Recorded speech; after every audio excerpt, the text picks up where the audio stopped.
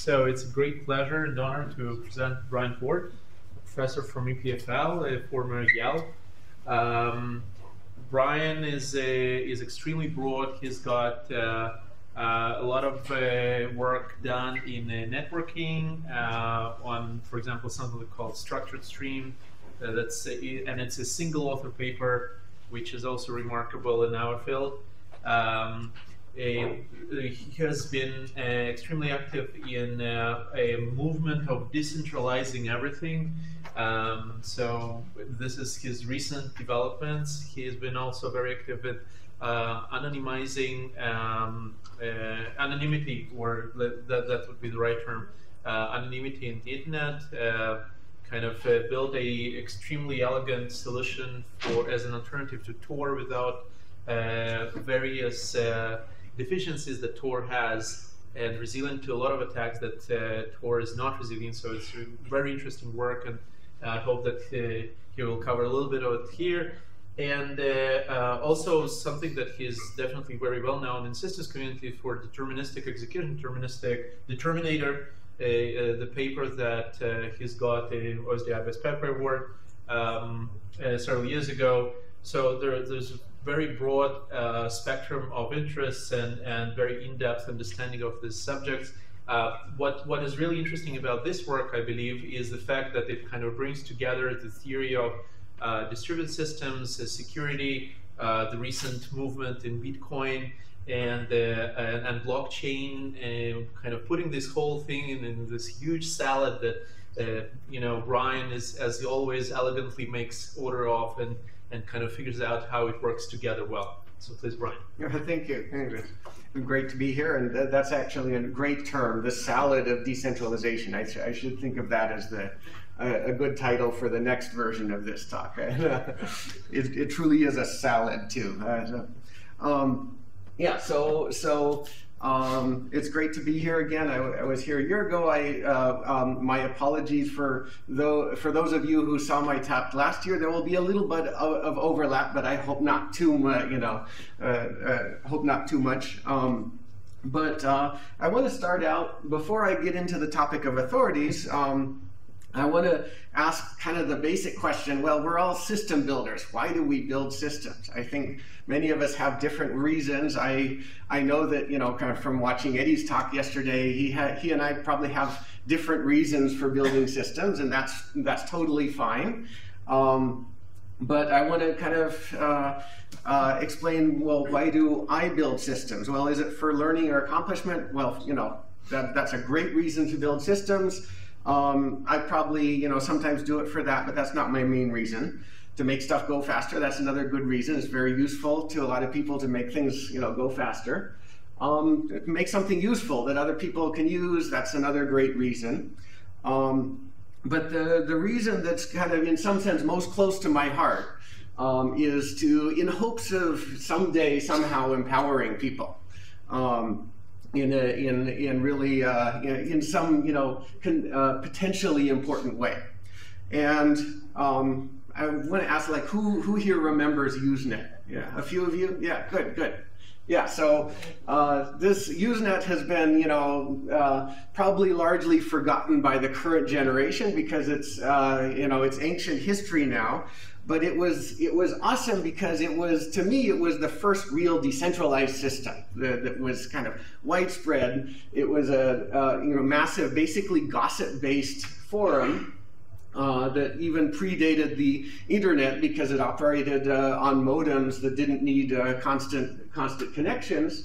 And it was kind of the first censorship-resistant, it could route your messages around, attempts to censor, stuff any particular, administrator doesn't like. Well, message content will be routed around it, and this was great until it wasn't so great, and the spammers found it, and it would prove to be impossible to filter, to kind of keep the signal to noise ratio at a reasonable level. And it basically, as far as I know, is still operational, but nobody uses it. And so it kind of died a heat death to spam, a usability death. And I think this is a really important lesson in decentralized systems in general, because it keeps happening over and over and over, and I'll kind of be coming back to this. On the other hand, it was very promising. I think the Usenet was in large part what inspired this famous New Yorker cartoon from 1995. You know, on the internet, nobody knows if you're a dog, or knows that you're a dog. You know, you can kind of be yourself. It empowers people to, you know, speak freely, be themselves, whoever you are. And it, in particular, as you know, social and legal scholars widely recognized later, it started providing kind of safe forums for freedom of speech, discussion, association, especially for marginalized communities, marginalized groups of all kinds around the world. And much later, there were, you know, kind of in parts of the world, there were at least, however briefly, strong hints that technology could really be a democratizing force, like, you know, internet geeks had hoped for so long, and here it was happening. Of course, unfortunately, that was, as we know, that victory was very short-lived in a lot of in a lot of these places where it seemed to be happening. But then, you know, now there's the new kind of big, you know, hope, buzz going around the internet. Well, Bitcoin is here, and this is going to create, empower people in a completely different way by making it so you no longer have to rely on banks or the classic economic middleman. You know, create economic self-determination. You know, and you know, maybe this would be great too. I'm sure we all have different opinions on that, and that's fine too. But so there's you know, there's a lot of promise, and you know, there's been, you know, throughout this development, lots of ways technology promises to empower people. But an important question is, does it really, you know, when we say, you know, empowerment, we're usually talking, you know, we want it to kind of empower the little guy, you know, kind of be an equalizing or democratizing force, right? That's, you know, what we'd like to think, but often, you know, does it actually, in fact, empower just, you know, empower the loudest trolls, the best funded criminal groups, or astroturfing, you know, companies who want to make their brand look good, or the most sophisticated surveillance agencies, right? So, and I think this is a, you know, question we need to ask when talking about any technology, but especially decentralized technologies like I like to work on. So, by the way, feel free to stop me if you have questions during the talk, during or after is fine.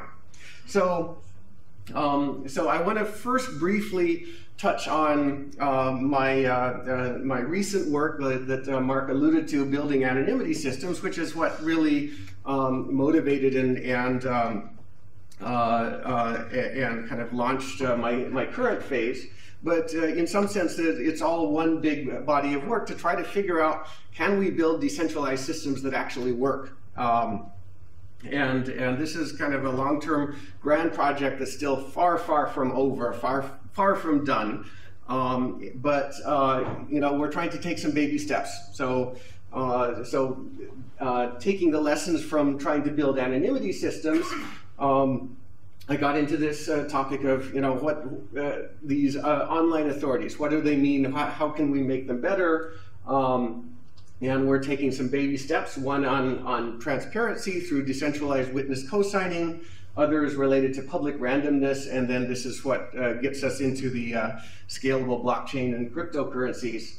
And then I'm going to kind of, if I have time, I'll just briefly recap the question, can decentralization survive the horde of fake people, the fake zombies? And I'll explain that in a little bit. Okay, so what are decentralized systems? Well, to me, the simple definition is, you know, decentralized systems are just where you don't assume everybody, you know, just gets along. You assume, you know, you have mutually distrustful parties, and, you know, everything isn't in control of some trustworthy entity like, you know, the cloud or the system administrator. And getting back to the question of, you know, decentralized systems that support free speech and you know, free discourse. Well, you know, what's the best example you can think of? Well, Tor provides kind of the strongest anonymity you can get in practice online, and it works pretty well. It uses the classic scheme of onion routing, which kind of creates tunnels through a bunch of volunteer servers. But, well, we kind of know that it's breakable. This is not, and it's breakable through various ways. I'm not going to get into details, but there's traffic analysis techniques that you can kind of figure out who's using Tor, you know, what are they likely doing, even if you can't learn everything. Or you can just kind of circumvent it via various hacking techniques. And this has happened repeatedly. But there's another, besides its weakness to de-anonymization, there's another very important weakness that we have to recognize, is that these kinds of anonymity systems tend to be vulnerable to abuse. And it's very interesting if you compare a lot of the discourse, kind of social discourse in, say, popular press like the New York Times from now versus 10 years ago, there's indications that kind of 15 years ago, there was the Queers Anonymous article where, about anonymity being this great thing to help marginalized groups. Now we have similar articles complaining that anonymity is namely the anonymous trolling problem. The trolls are using the anonymity to attack marginalized groups, and so so is anonymity kind of getting repurposed for much less desirable purposes, right? And what can we do about that? And in some cases, this has gotten so bad that even one Tor developer, one of the developers of the anonymizing software, one of the most fervent supporters of anonymity, got hit by online trolling so bad that she fought back by de-anonymizing her attacker, by kind of figuring out who this was and doxing them. So, of course, this was, controversy. The attack was, she had very good reasons to, but on the other hand, this just kind of illustrates the problem here, right? So, I would say, now these were examples from the anonymity, anonymous communication systems, but I'm going to try to make and reiterate the point that decentralized systems in general, and this includes Bitcoin and other things, have a couple really key challenges. One is just pure scalability. Often, many of them just don't scale, or it's hard to make them scale to all the people we would like them to support. But the other is, it's easy to make them scale to whoever comes, but if you don't somehow have a way to distinguish from real people from fake people, they all collapse. Sooner or later, they all collapse. We can't maintain decentralized systems unless we can eventually solve that problem. Okay. So now I want to. So just to, a super brief high-level summary of what we were trying to do in the Dissent project in our approach to anonymity. So we were taking the approach that is called dining cryptographers, that's been around in theory for a long time, but trying to make it practical and scalable. And to some degree, we succeeded. We made it like hundreds of times more scalable than predecessors, but it's not scalable enough. It scales to thousands of users in an anonymity set, but it needs to scale to millions. So I'll leave that kind of at the scalability. What did we achieve in terms of accountability, abuse resistance? So we at least made some headway there. So we observed that actually unmasking an anonymous abuser is not the only possible deterrent to abuse, right? And as a result, Dissent built in cryptographic mechanisms to ensure one identity, one pseudonym rule, so a proportionality rule that means that if you have a real identity, you get one anonymous identity, and if you abuse it, you can be filtered, you can be blocked, you can be kicked off, and you can't just come back under another pseudonym. So it gives you something to lose if you misbehave, right? And so, we kind of implemented the mechanism of this. I still kind of believe this kind of mechanism is important, is an important kind of alternative deterrent, but it critically still assumes you know something about what real users are going in, right? And that's a critical limitation that we never did solve. And there's been kind of in recent years since our descent work, there's been a whole very interesting and diverse raft of other next generation traffic analysis resistant anonymity systems, which are very cool. I'm very happy to see that development. And they solve things in different ways, like using differential privacy and using private information retrieval techniques, and kind of really interesting diversity of techniques. They work. They all scale to a certain point. They don't all scale to the point we need to really make large-scale practical anonymity systems. And in particular, one important reason Tor scales and none of the strong anonymity systems scale one of the kind of lessons I think we learned, that all of the strong anonymity schemes need a much stronger degree of global agreement. For example, if you've got a bunch of online chat rooms or whatever, one for cats, one for dogs, one for politics, one for whatever.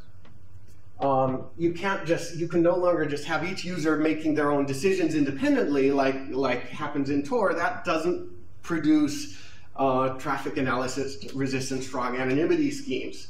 Instead, you have to have a lot of users somehow agreeing on both the set of the servers available and the smaller subsets of servers supporting particular sets of users. And so this created a problem. We eventually realized, in order to make any of these anonymity schemes really scale, we need something that feels like an authority, something to manage lists of users and servers that are available to support anonymity, randomness authorities to pick subsets, pick representative subsets randomly using good randomness. We needed some kind of consensus authority to create secure consensus across these many servers, not just a few, like classic Byzantine fault tolerance algorithms typically do.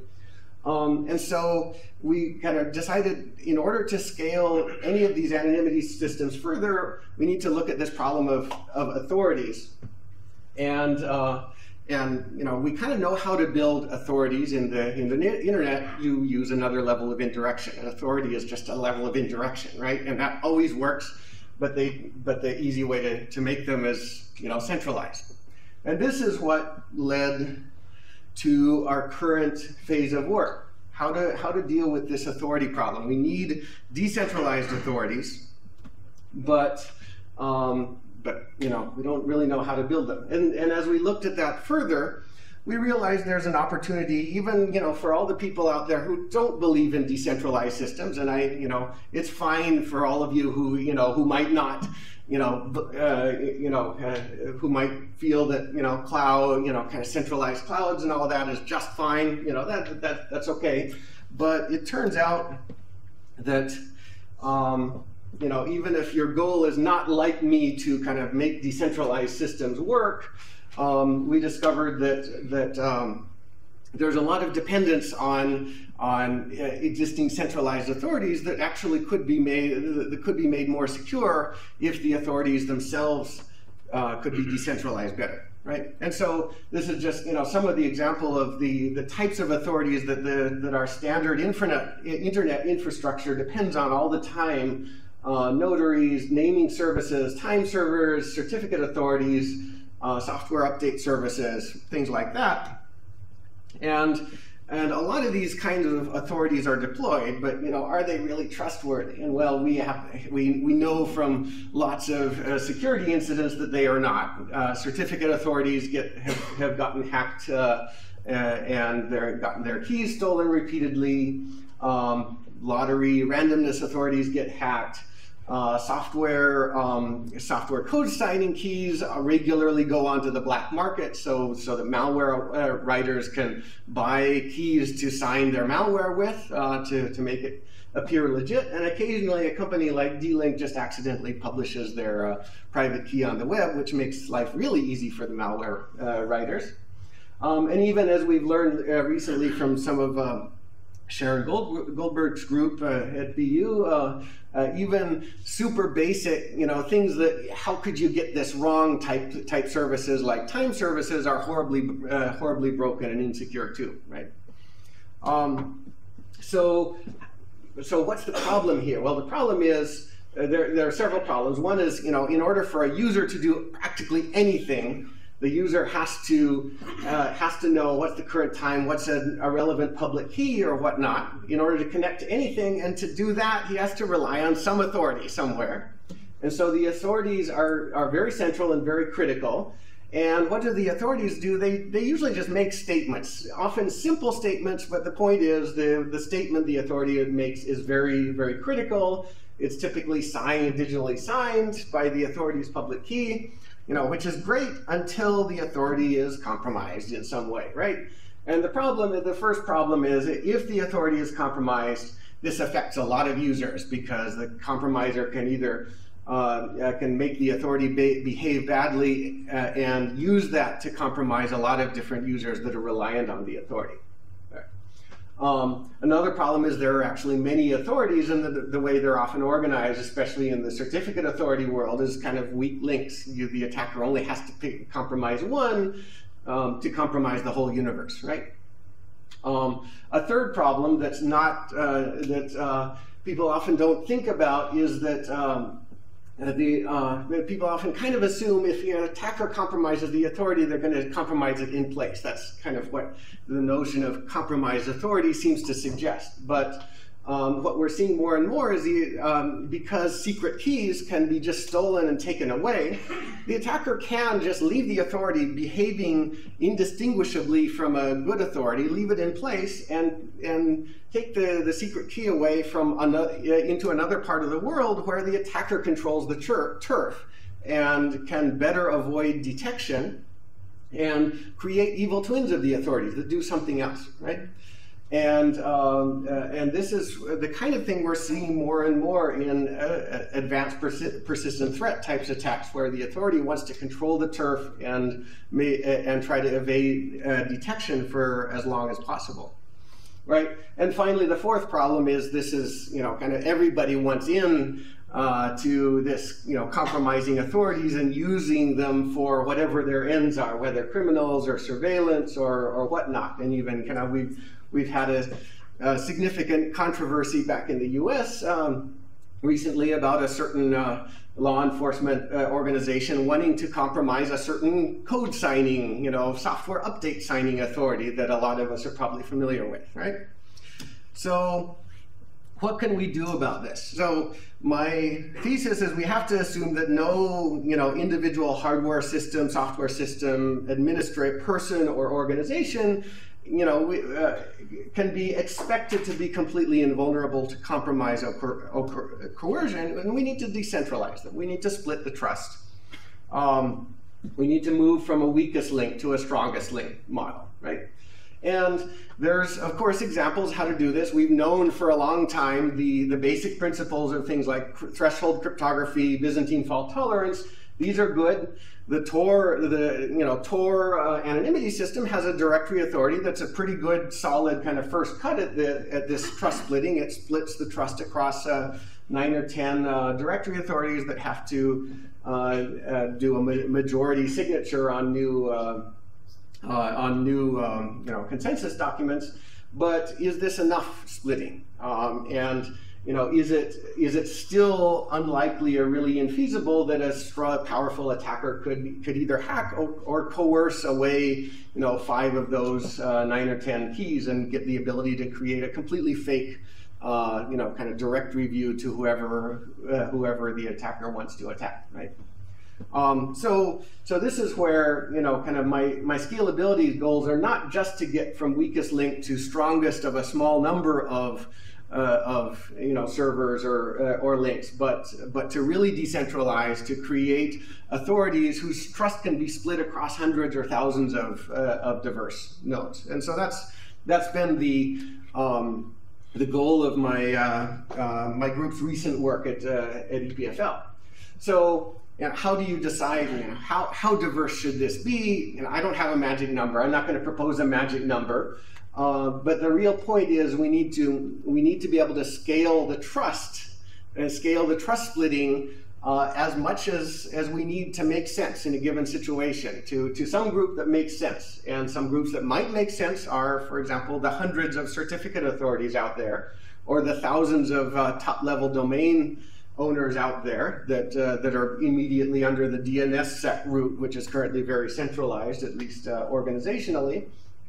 Or the hundreds or thousands of banks in a nation that might want to collaborate in a national cryptocurrency or international thing, right? So something that makes sense. Now, of course, it's hard to just decentralize all the authorities in this way. A lot of authorities, it's not obvious, and it's how to do it in specific cases, and it's going to be application dependent. So what baby steps can we take? And so the first baby step that we've been focusing on is what we call witness co-signing. Now, the key idea here is that this is gonna offer limited protection. In particular, it's only going to offer transparency, not full security, only transparency.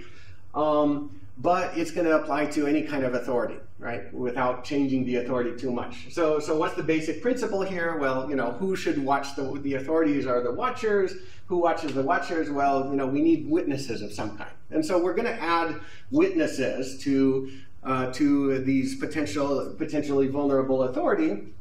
And the property we want to achieve is to ensure that whatever the authority says, whatever statement the authority signs, it's going to be exposed to public scrutiny, right? And like I mentioned, we want to be able to retrofit existing authorities to do that. So we have the authority, time server authority, certificate authority, software update authority, whatever. It's going to want to make signatures, make signed statements, but we're introducing this cloud of witnesses that are going to participate in the signing process, right? And so nothing's going to get signed without that cloud of witnesses. So the authority is going to want to sign its statements, but to do that, it has to get the witnesses involved. And when the witnesses participate in signing off a statement, they log it publicly. And this is kind of the key property.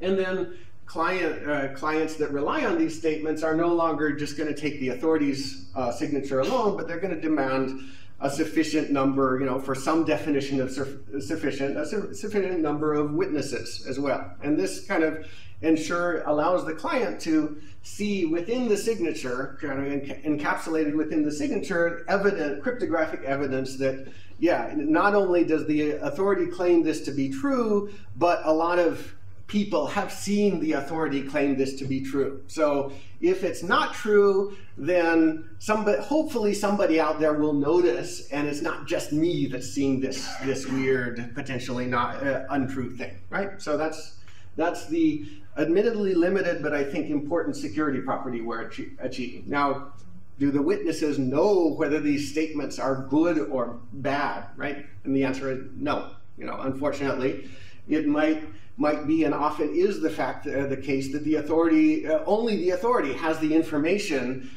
Does Bryan own this public key? Well, it's only the authority that checked it. If 1,000 witnesses also had to check my public key against my, photographic ID, I would never do this, right? So we might, the witnesses can't necessarily check everything about these statements, but what they do is ensure that anything that is ever signed is made public.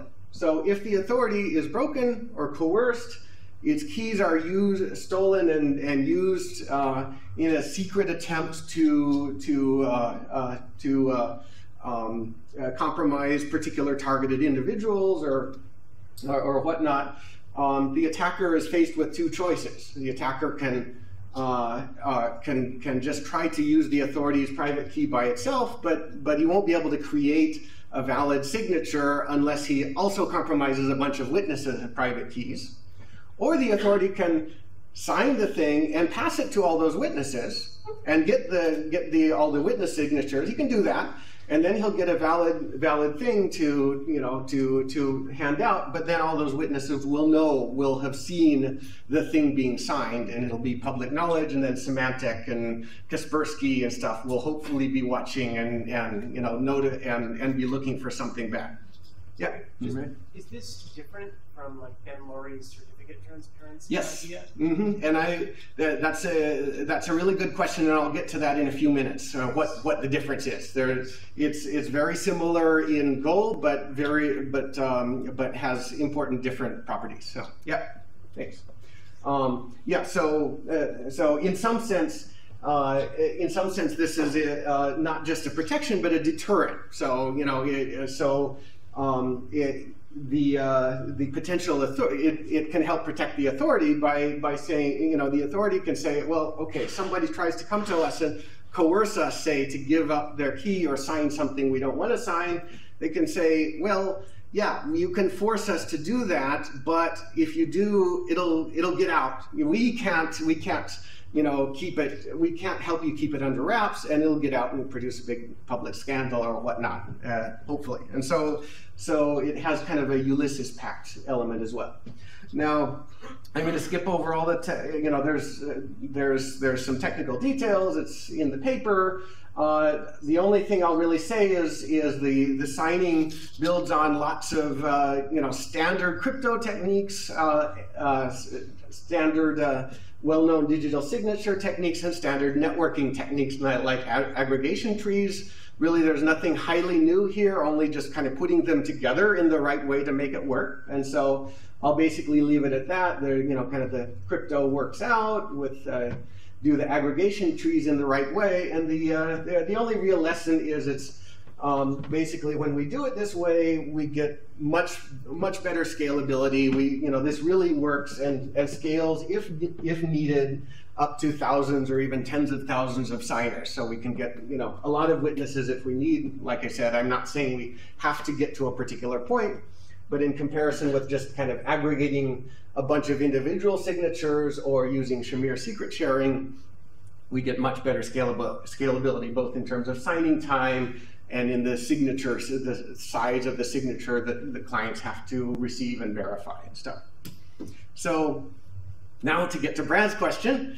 So back to, what kind of transparency are we trying to achieve? Well, again, so the question is, if the authority goes bad, how do we detect that? And a lot of prior work has, including certificates of transparency and other things like perspectives, conics, propose logging-based solutions in which we also have a group of witness servers that are basically watching the authority's statements and logging, but they're not involved in the signing process traditionally.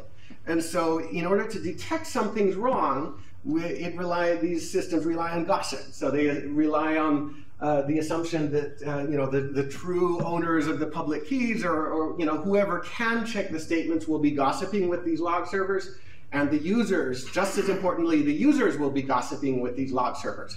Now this works great, and so so as long as everybody's paying attention, the authority does something wrong, something will appear in those logs that doesn't match up, and it'll be detected. Now that works great as long as everybody can and is willing to gossip like that. But the user is the weak link here, and maybe there's some slides I should have kept. Come to think of it. But the problem is if the user can't or doesn't want to gossip for privacy, then that all falls apart and it's no longer detectable, right? And here's an example that just came recently of a case where classic certificate transparency would not work. Suppose that in the recent Apple versus FBI thing, the FBI wasn't quite so forthcoming and about and public about what it wanted to do. They wanted Apple to sign this backdoored software image. What if they secretly coerce Apple to do that? Like they secretly, like, you know, many governments try to secretly, coerce companies to do now and then, right? They could have done that. They were trying to get a particular phone in a forensics lab to accept a backdoored software image. If a phone in a forensics lab is not going to be able to gossip with anything. So certificate transparent, if a backdoored software image is only ever used to install on a phone in a forensics lab, there's going to be no way, with certificate transparency, that anybody outside the lab is going to ever know that backdoored software image was created. But if the phone instead only accepts images that are collectively signed, then the only way to get the backdoored image on that phone will be to have first passed it, through this witnessing process, ensuring that it is made public before it ever gets on the phone. Okay. So does this answer your question? No? I guess what I'm wondering is, if you failed closed, then it would become a DOS rather than a yes, that's another. Yeah, so that's another important question. Can the witness, if the witnesses refuse to sign, then they can, a sufficient number of witnesses. Or in this scenario, if you can't gossip, then the fact that you can't gossip, the phone could decide not to accept the image potentially, right? Then it becomes a DOS rather than a. Yeah, absolutely. Yeah. So if the software update mechanism is designed to demand to gossip with a sufficient number of people, that could solve that as well. In practice, I've never seen a transparency system like this do that, in part because it takes so long, it might not work, there's a lot of practical reasons. And so this is kind of the main reason, I'm saying we need to wrap up the transparency in the, ahead of time, ahead of the signing, in the signing process, not try to play catch up after. Yeah, Mark? Maybe I'm missing something, but on the other hand, it was perfectly public that the phone needs to be kind of face signed, right? So, yes. In this case, this was not. So what I'm referring to is all the other potential and likely examples where the agency might not want to be so forthcoming, right? So this was kind of all of the examples that are exactly like this, except for that one key point. Okay. Yeah. Yeah. So oftentimes the people making the device are the people who are the authorities. So they would say, like in this case. Like in this case, and they would say, look, let's be kind and say they might want to cooperate with your scheme. Yep. But they say we don't want to have our users depend on thousands of witnesses which we have no control of. We like the control that we have. Yep. And we're just not gonna have that. Well, then they won't adopt this scheme. So this only works if the authority wants to make it work and is cooperative. But the reason I think some authority, I'm not saying everybody is going to adopt this. The reason I think some authorities might is that it protects them as well as their users. Like I said, it's a Ulysses defense against coercion for the authority, because the authority has a if someone comes to coerce the authority to, do this secret thing, the authority will be able to say, okay, you can force us or coerce us to do that, but we can't keep it secret. It will become a big public hullabaloo, outside of our control, right? And so that's likely to make at least some potential coercers go away without even completing the process. So that's the incentive there. Did you happen to? One quick question. Sure. You said so you want to wrap the witnesses at signing time in advance rather than gossip later. Yep. You can't do that for revocation. Though. Revocation has to come later. Yep. What's the story there? Yeah. Good question. So. In the kind of the full version of the talk, I have some slides on revocation. So the simple answer is you can collectively sign OCSP staples or things like that too. I'm not a big believer in that particular solution. I think the better solution is to go with a more conics-like approach with regular collectively signed directories, kind of Merkle trees that come on a regular basis, and in that basis you prove the key, the thing you're relying on to be fresh and valid and non-revoked together with, so you wrap the non-revocation in. Negative statements, but periodic positive statements. Exactly. So that's my preferred approach, but there are several possible answers. Yeah. Okay. Good. So, okay, so that's the, now another real important question here is how do we, how does the authority choose these witness groups, and how do we believe that they're good? Because if they just choose a bunch of identical copy, choose a bunch of Sybils, it's not going to be secure, right? If an attacker can put 100 copies of himself in the group, then the attacker can probably make this threshold. So this is where, again, transparency is critical. It has to be a public list. It can't be just anyone off the street. It has to be curated somehow. But again, this gets back to the kind of real versus fake people problem that's kind of a running concern. But I'll just leave it at that for now. So in interest of time, I'm going to basically skip over the public randomness part, just kind of reiterating the fact that for scaling decentralized systems, we see this repeated need to be able to pick smaller representative groups of large directories in a random fashion. This has been used in anonymity systems like Herbivore and in other contexts. This is an extension we're working on. There's various work in this space going on. What we're trying to do is create public randomness in this simple threshold but scalable threshold model. We have a relatively simple enhancement to this collective signing scheme that incorporates verifiable Shamir secret sharing in a kind of careful way to make it scale better. Again, I'll skip the details, but basically we're trying to take when you use Shamir secret sharing in its natural way and avoid depending on a single trusted dealer, you have to have everybody be a dealer, and this turns it into an n-squared problem. And so we've come up with a scheme to make it less than n-squared, a little bit better. It's not necessarily optimal, but it gets us closer. And so that's how we can create pick subgroups in this way and kind of get more out of that. So, but yeah. So again, in interest of time, I want to go to Bitcoin, which is our most recent work applying this to cryptocurrencies and blockchains. So, of course, I know blockchains are practically gag-worthy bandwagon at the moment, but I think they are an important and very interesting and promising development. Nevertheless, basically, kind of rethinking electronic money from the perspective of public ledgers. Let's just assume everybody, not just a classic bank, but everybody or a large group, a decentralized group of participants keep copies of a public ledger. Everybody checks everybody else. So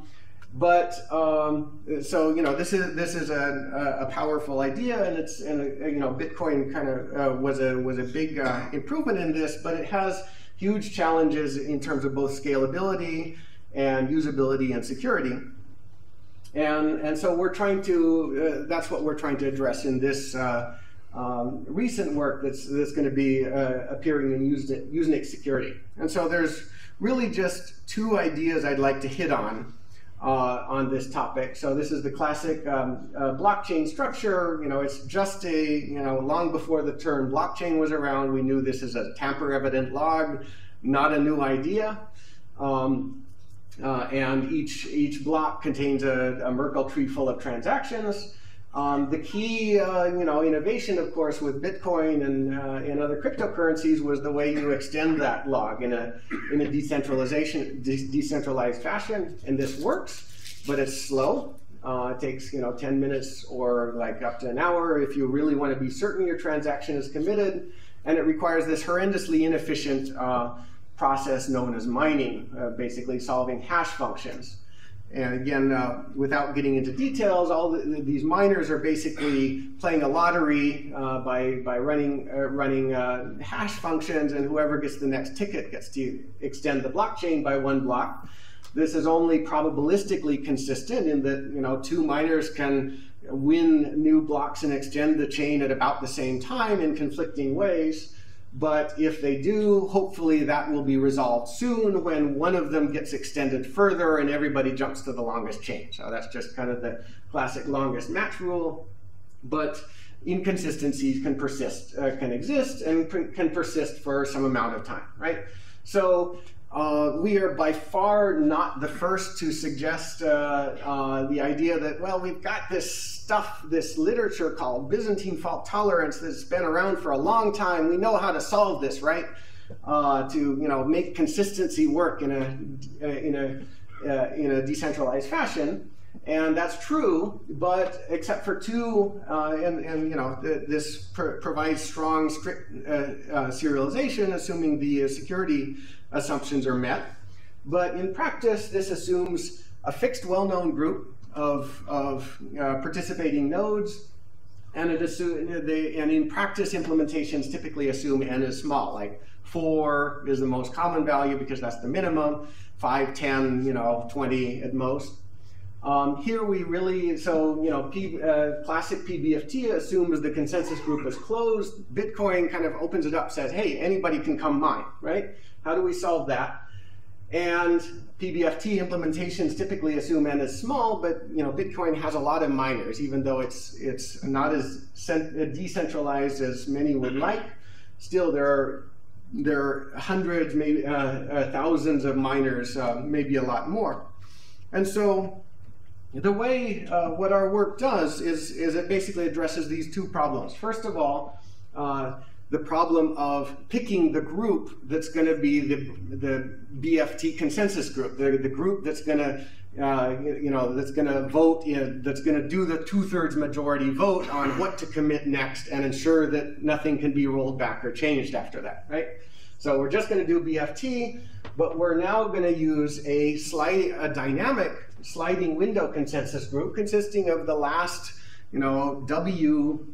the last window size successful miners. So in contrast with BFT, where only the very most recent winner of the lottery has any power at all until the next person wins, we're just spreading that out. We're going to say, the last W miners have power, collectively have power, and that window moves over. And so when you win when you mine a block successfully, you get W time steps worth of a share of power rather than absolute power for just 1 time step, right? So that's the key idea there. We also incorporate some ideas from Cornell's Bitcoin NG to decouple the block mining process from the transaction commit process. This allows transactions to commit faster than mining happens, which is also a benefit, but I won't get into it now. And finally, probably the most important thing is addressing the scalability problem. If you look at this is the classic BFT algorithm out of the Castro-Liskov paper.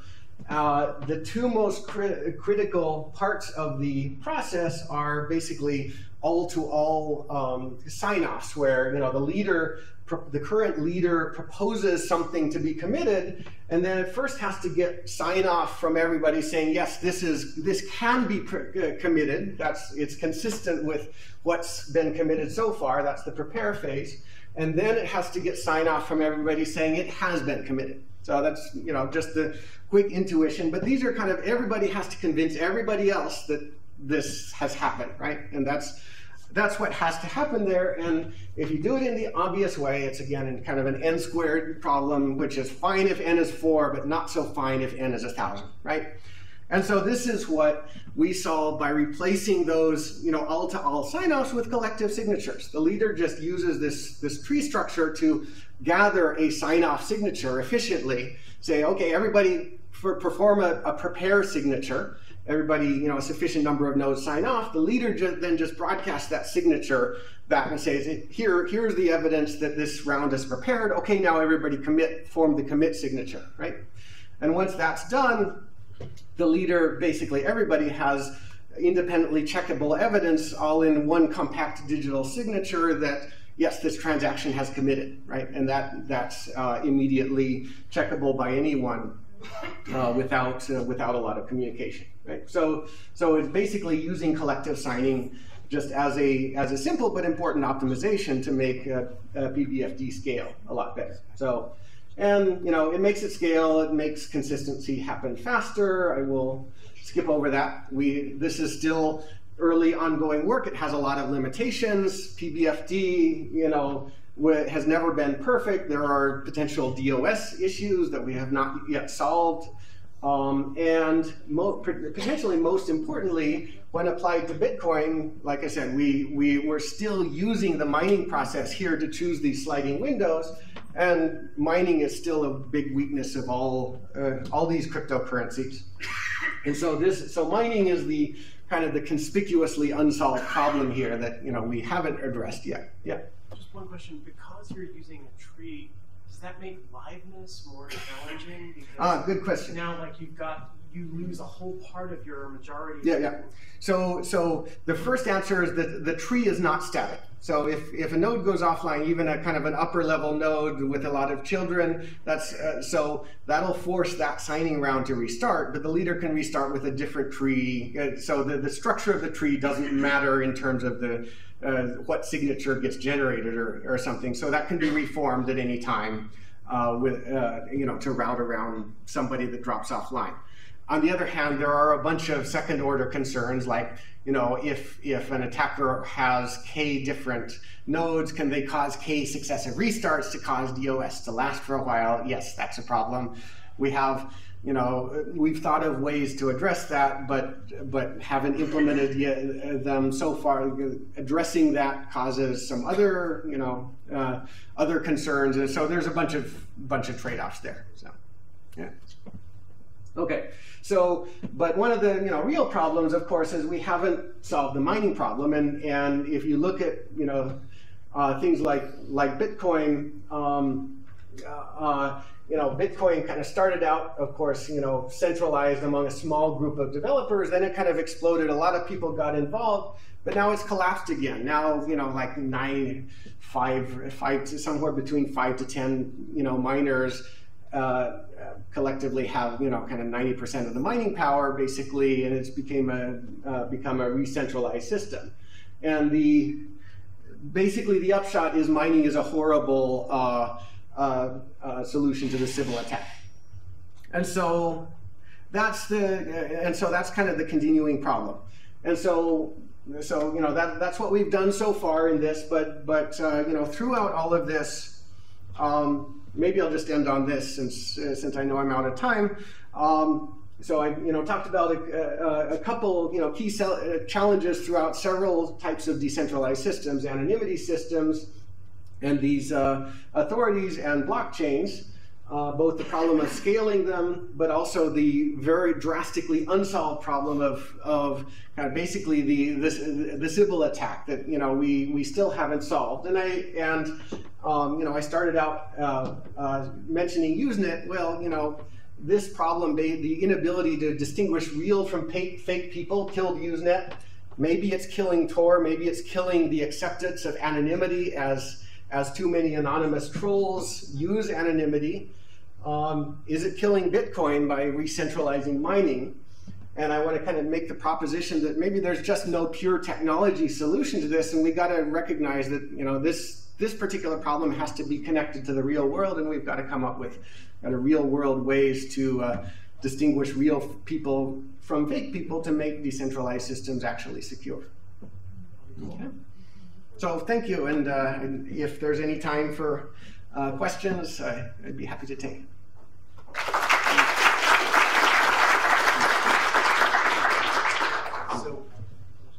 Thank you, Bryan. We do have maybe 3-4 minutes for questions. So please, any? Yeah. Use the word not fake people if you're using it in 2 cents. The word what? Not fake people. Yeah. So using it in 2 senses. One is trolls that are creating computers that are people. And the other one is more subjective, where somebody is not acting kind. Yeah. So I probably should have clarified that better. I think the in practice, if we can avoid the Sybil attack, we do already have perfectly good ways to avoid the second, to counteract the second kind. Just people who are behaving badly, being antisocial, whatever. If we can, we can build moderation, meta-moderation mechanisms, or just, mechanisms where, if I'm being trolled, I just want to block them so I never again see anything coming from them, right? And that works as long as whoever is trying to harass me cannot just come back into the system again and again and again with new pseudonyms. So to me, kind of the basic social problem is easy to solve unless the Sybil attack problem isn't solved, and then it's impossible to solve, right? So the key to me is the fake person problem. We solve that, we get the other one for free. Yep.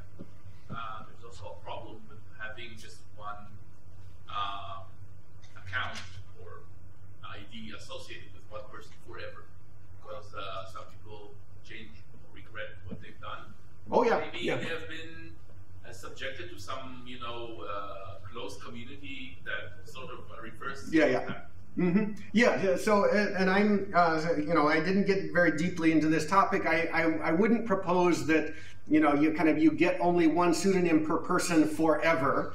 In a couple ways. First of all, you want to make sure your different incarnations with, interacting with different people or services should be unlinkable to each other by default. That's an important property too. But also, like you said, people should be forgiven after a while, And so in practice, the property you want is something more like, at most one pseudonym per person per some time period, a month, a year, or, or after some, blocking, cooling down period if you misbehave. There's a lot of ways to do that again, can be done provided there is a basis for one person, one X, right?